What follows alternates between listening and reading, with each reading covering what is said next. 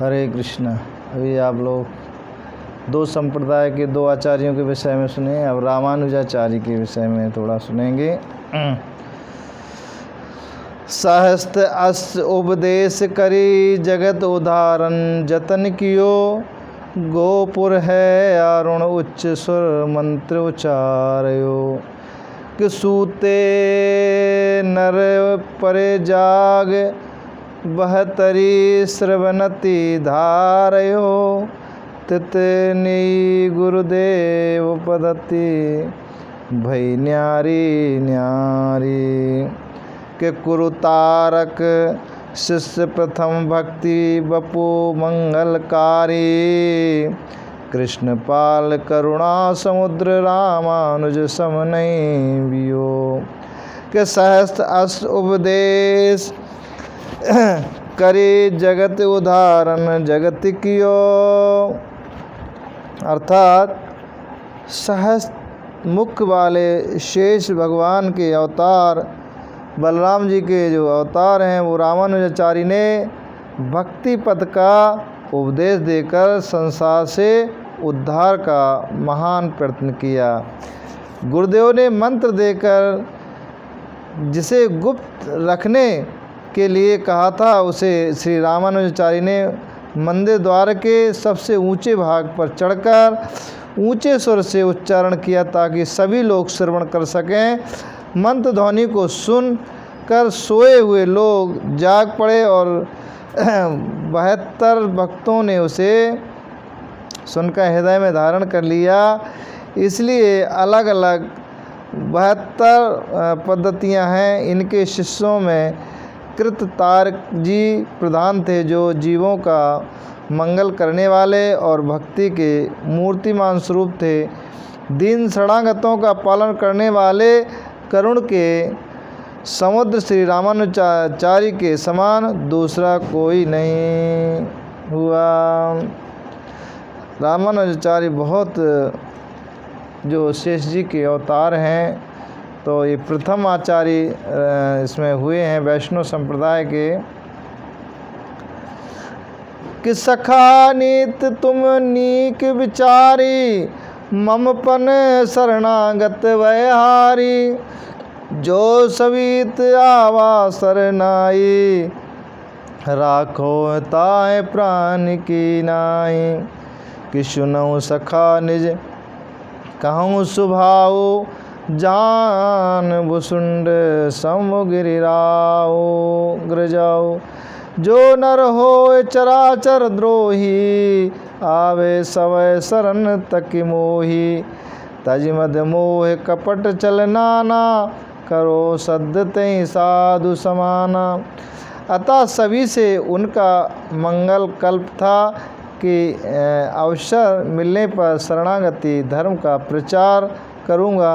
आज श्री प्रभु ने स्वयं आदेश दिया है, अतः श्री शेष जी ने स्वयं आज्ञा शिरोधार की और रामानुजाचार्य के रूप में इस धराधाम पर अवतरित होकर वैष्णव धर्म का प्रचार किया। इसी बात को लक्ष्य कर श्री नाभाजी कहते हैं। नाभाजी क्या कह रहे हैं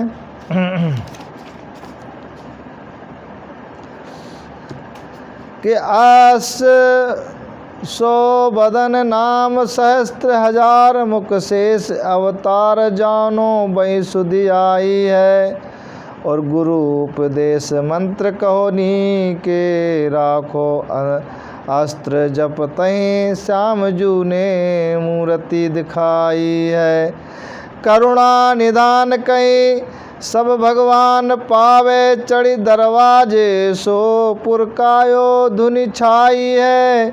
और सुनी सीख लियो यो 72 ही सिद्ध भय, नए भक्त चोज ये रीति लेके गाई है। उक्त 56 में आए हुए सहस्त्र आस का अर्थ है हजार मुख वाले शेष भगवान श्री रामानुजाचार्य के शेष के अवतार तो हैं ही हैं। इस बात का स्मरण आभास होते ही आप लोक को कल्याणमय उपदेश देने के लिए आतुर होते। श्री गुरुदेव श्री गोष्ठी पूर्णाचार्य जी ने मंत्र का उपदेश देकर उसे अंतःकरण में गुप्त रखने का आदेश दिया। इस मंत्र को जपते ही श्री श्याम सुंदर भगवान ने अपना प्रत्यक्ष दर्शन दिया और दयालु रामानुजाचार्य ने सोचा कि जिस प्रकार मंत्र जप करके मैंने दर्शन पाया उसी प्रकार सभी लोग भगवान का दर्शन प्राप्त करें। ऐसा विचार कर उसी समय रात में ही आप गोपुर द्वार पर चढ़ गए और वहीं से उच्च स्वर से आपने मंत्र उच्चारण किया। जो उच्चारण दिया था, मंत्र ध्वनि चारों ओर फैल गई।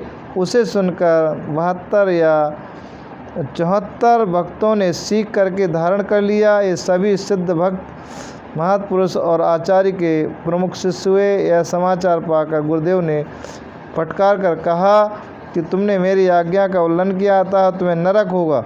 आपने हाथ जोड़कर उत्तर दिया, भगवान अनेकों को जो भगवत दर्शन का सुख मिले तो मुझे इस एक को नरक यातना सहज स्वीकार है। ऐसी उदार भावना देखकर गुरुदेव परम प्रसन्न हुए और उन्होंने आशीर्वाद दिया कि इस नवीन विभिन्न भक्ति की रीति का मैंने गान किया।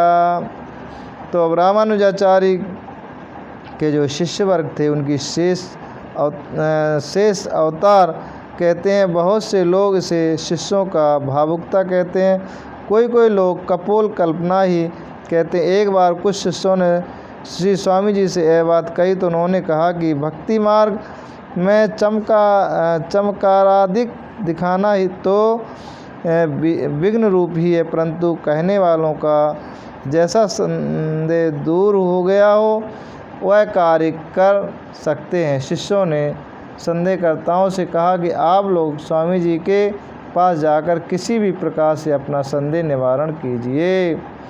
तो इस तरह से सारे संदेहों का निवारण करते थे श्री रामानुजाचार्य। रामानुजाचार्य ने 18 बार श्री गोष्ठीपूर्ण स्वामी जी से श्री नारायण मंत्र का उपदेश करने की प्रार्थना की, परंतु वे हर बार हर दिन आना यह कहकर टाल गए कि इसी बहाने से वे श्री रामानुज की सच्ची जिज्ञासा को जानना चाहते हैं।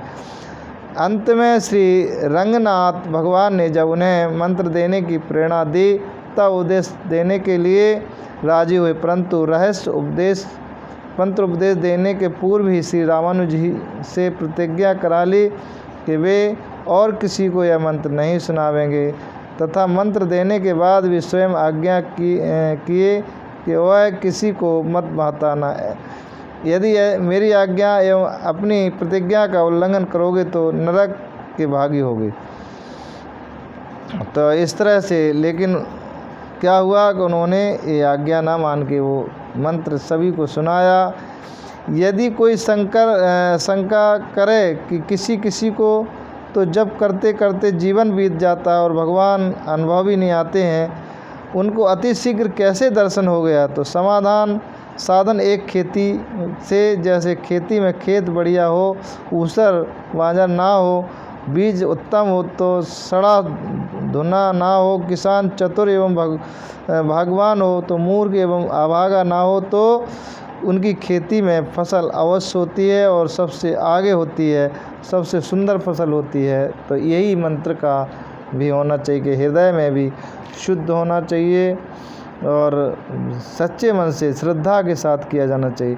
हृदय शुद्ध सात्विक हो, विकारी एवं सवानिक हो, मंत्र वैदिक एवं सदाचारी द्वारा प्राप्त हो, अवैदिक अथवा अनाधिकारी से प्राप्त ना हो, गुरु शिष्य कर्तव्य परायण हो, इसमें लोभ लालच के दर्शन घात ना हो, साधना शीघ्र सफल होती है। अंततः गुरु लोभी शिष्य लालची, आज यही हो रहा है, गुरु लोभी और शिष्य लालची है तो दोनों नरक में ठेलम ठेला होता रहता है। लेकिन दो खेले दांव दो ही डूबे बाप रे, चढ़े पाथर की नाव पत्थर की नाव, स्वयं डूबती है उसका खेने वाला और उस पर चढ़ने वाला, दोनों ही डूब जाते। तो वही आजकल गुरु शिष्यों का भी हो रहा है कि गुरु लोभी और लालची चेला। अनाधिकारी द्वारा की गई मनमुखी साधना साधक को ही ले डूबती है। जैसे तुमने कठोर काट का नाव स्वयं तैरती है पर होती है, अपने लगे लोहे को भी पार कर देती है और अपने आश्रित लोगों को भी पार कर ले जाती है। उसी प्रकार सद्गुरु द्वारा मंत्र का समाश्रय लेकर साधु पुरुष अनेकों जीवों का उद्धार करने में सफल हो जाते हैं। हरे कृष्णा।